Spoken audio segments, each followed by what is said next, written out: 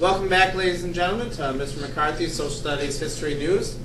We are about to travel back to Washington, D.C., 1963, August 28th, for an event that's taking place at the Lincoln Memorial in Washington, D.C. So if everyone can get their hands up and ready to travel in our time transporters. Everyone?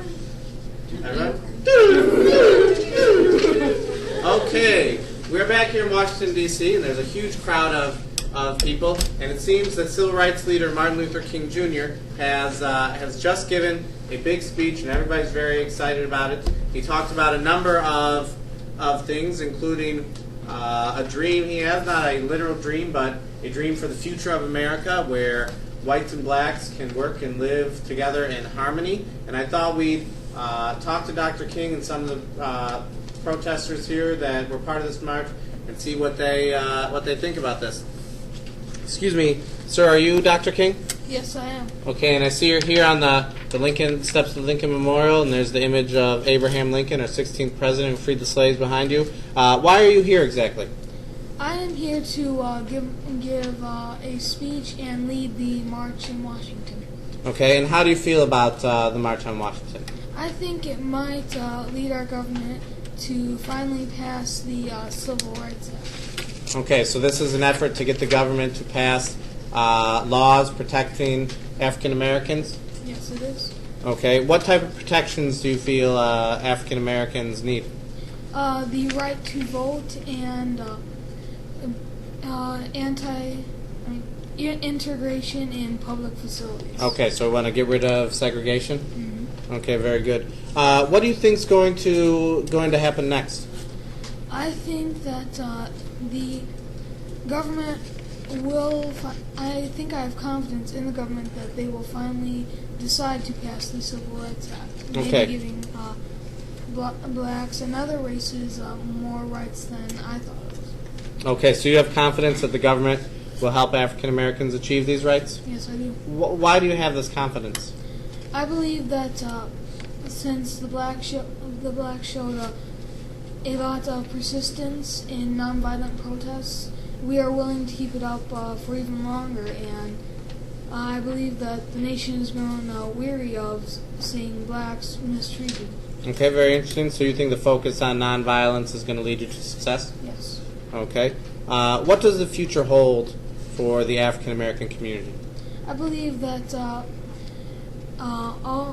that future holds freedom for all races, genders, and nationalities. Excellent. Very good speech. Thank you very much. I'm going to talk to some of the marchers here. Down here. Excuse me. Who are you? I'm Samantha Jones. Okay, and why are you here?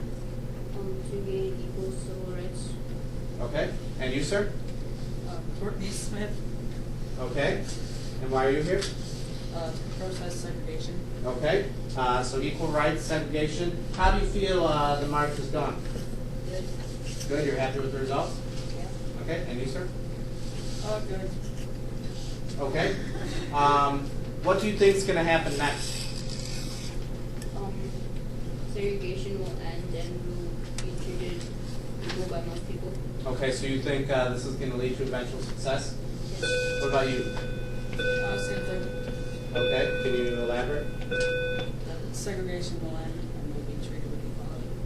Okay. Do you have confidence that the government of the United States will help African Americans to achieve civil rights, or do you think they'll pass a law? Yes, because so many people are here and at the march that the government will support the cause. Okay, so you think the large number of people is going to have an impact? Okay, and you? Well, yes, because we have been doing so many protests to stop segregation.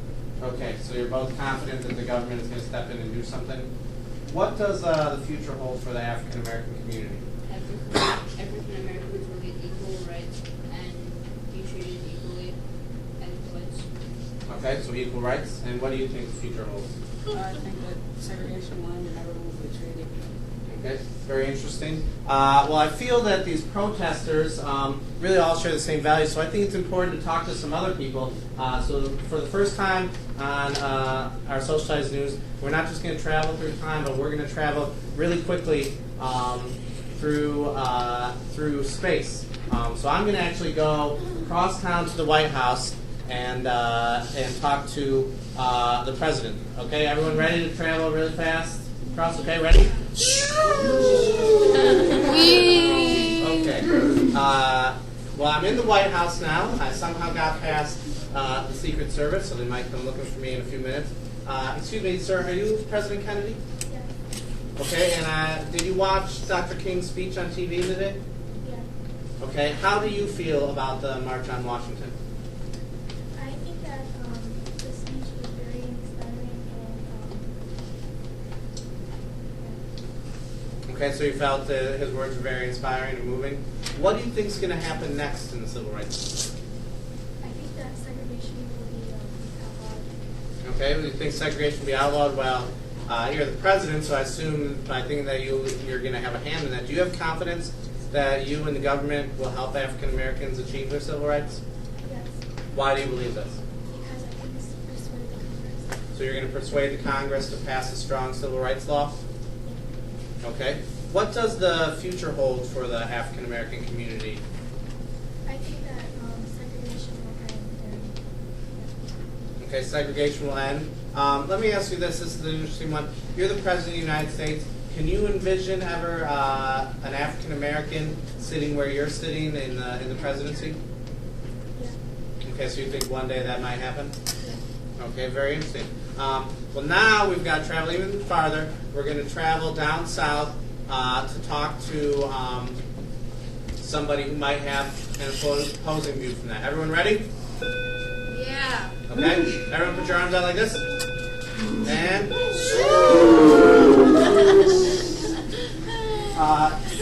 okay, well, I'm down south, and excuse me, who are you?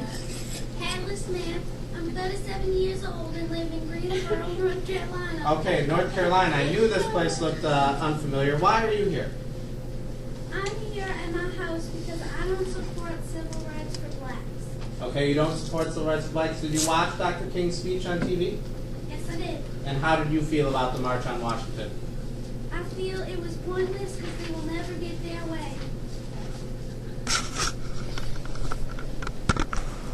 Okay, 1 second here. We got a little technical difficulties.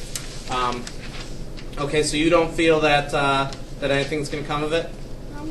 What do you think will happen next? They will all be arrested and things will stay the same. Okay, so do you have confidence that the government's going to help African Americans achieve civil rights? No, because it haven't changed and it never will. Okay, why do you believe that? Because if the president hasn't changed it yet, it will ever. Okay, what does the future hold for the African American community?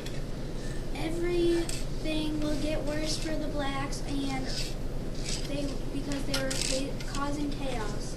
Okay, so there's nothing that you've seen here or that you feel will influence you to change your mind about African Americans? Okay, very interesting. So, well, we've seen two very different points of view on this issue. We've got whites in the South who are still very opposed to any end to segregation, but the president has spoken and he feels inspired and will possibly take action because of what we've seen. So we're going to head on back to 2010, and once again, for everyone here at Social Studies News, have a great day. Bye.